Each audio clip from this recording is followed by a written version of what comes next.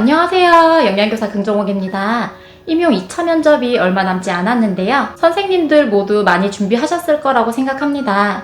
작년부터 현재까지 전 세계적으로 가장 큰 이슈는 코로나가 아닌가 싶어요. 학교도 코로나를 피해갈 순 없었고 그로 인해 학교 급식도 많은 어려움이 있었습니다. 임용에도 혹시나 코로나 관련 문제가 나오지 않을까 해서 급하게 이렇게 영상을 찍게 되었습니다.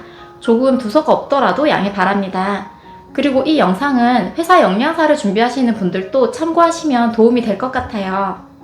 먼저 말씀드릴 부분은 학교 내 밀집도가 가장 높은 곳이 급식실이거든요.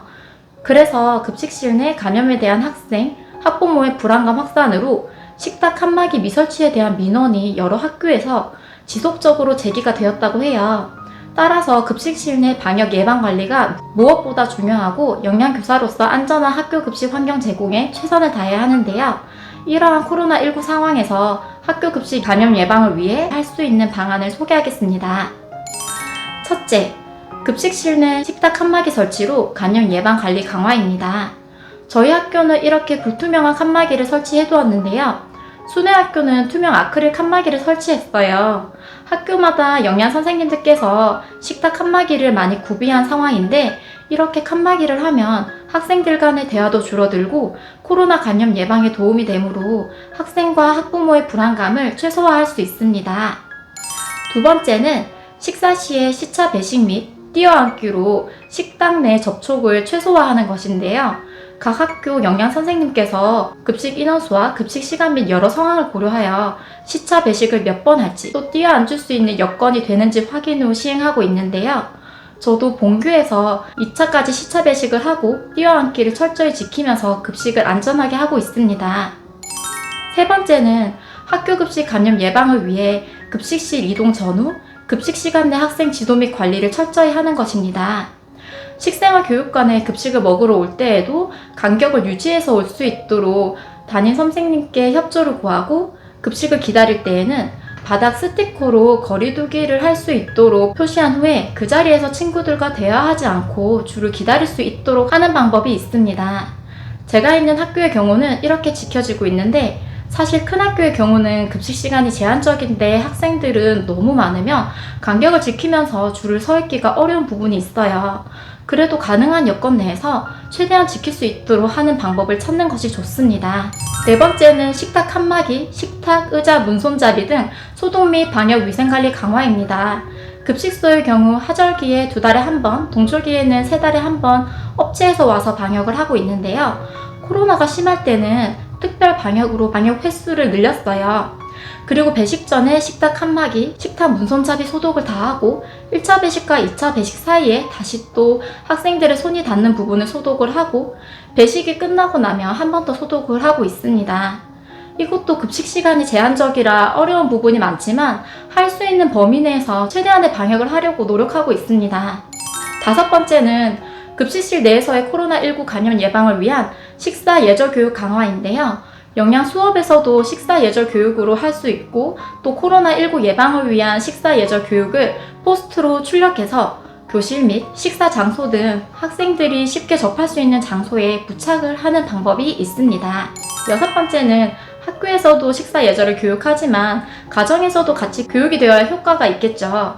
그래서 학부모님께 식사 예절 및 급식 운영 방안, 학부모 협조 사항 등을 가정통신문으로 안내해 학부모의 불안감을 해소하는 방법이 있습니다.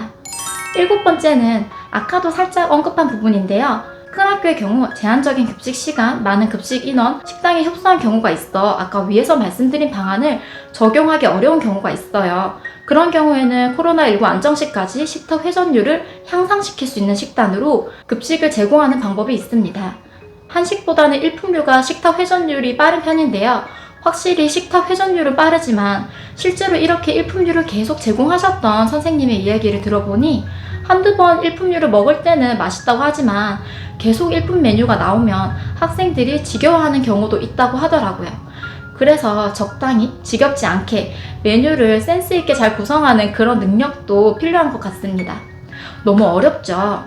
그래서 교육청 홈페이지에 학교 급식정보센터 정보마당에 들어가시면 식탁 회전율을 향상시키는 식단을 올려놓은 교육청이 있어요. 그 식단을 참고하시는 것도 정말 많은 도움이 되겠죠.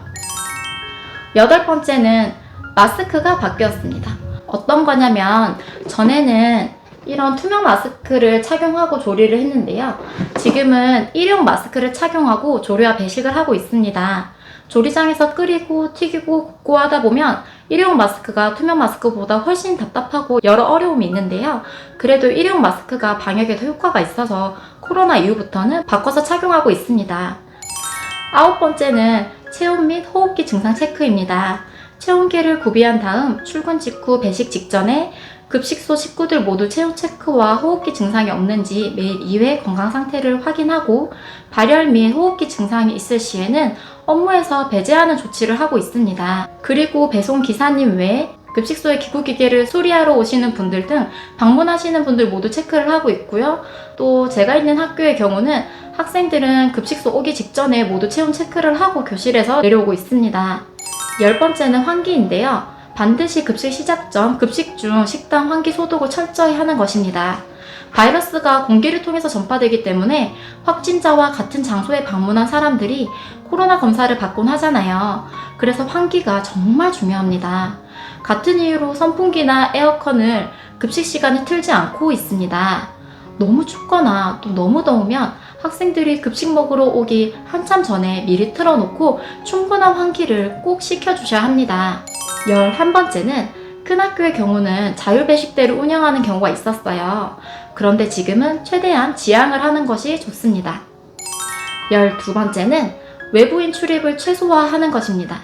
그래서 매일 학부모 급식 모니터링을 하는데 코로나가 발생한 이후에는 급식 모니터링도 하지 못했고 학교에 실습하러 오고 싶어하는 식품영양학과 학생들도 거의 학교로 못 왔죠. 코로나로 인해 실습처를 구하기 어려웠던 학생들이 많다고 들었는데 또 급식 현장에서는 이러한 어려움이 있어서 어쩔 수 없던 부분이었습니다. 13번째는 먹는 물을 가급적 교실에서 음용할 수 있도록 하고 개인 물컵을 지참하는 것입니다. 그래서 코로나 이후에 음수대를 이용하지 않고 있는 학교도 많고 있다고 하더라도 컵은 개인 물컵을 지참해서 마실 수 있도록 지도하고 있습니다. 14번째는 지정 좌석제로 학교 급식을 운영하는 것입니다. 제가 있는 학교의 경우에도 좌석마다 학생들 이름을 부착해서 그 자리에서만 앉아서 식사를 하도록 하고 있어요. 그러면 혹시나 코로나 감염자가 발생했을 시에 이동 경로를 추적하는 데도 용이하겠죠. 15번째는 마스크 거리입니다. 마스크를 식탁에 두면 위생적이지 않잖아요. 그래서 식탁 칸막이 위에 마스크 거리가 있어서 걸 수 있도록 하고 마스크 겉면이 식탁 칸막이에 닿는 면으로 걸도록 지도합니다. 이렇게 코로나19 학교 급식 감염 예방에 대해서 알아보았는데요. 제가 갑자기 이 영상을 찍어야겠다고 생각해서 급하게 만들어서 빠진 내용이 있을 수도 있는데 그래도 면접에서 이 15가지 방안만 알고 있어도 대답을 충분히 막힘없이 할 수 있으리라고 생각합니다. 2차 면접이 얼마 남지 않았는데 선생님들 모두 실수 없이 최대한의 역량을 발휘하셔서 좋은 결과 있으시길 바랍니다. 그럼 오늘도 영양한 하루 되세요. 안녕!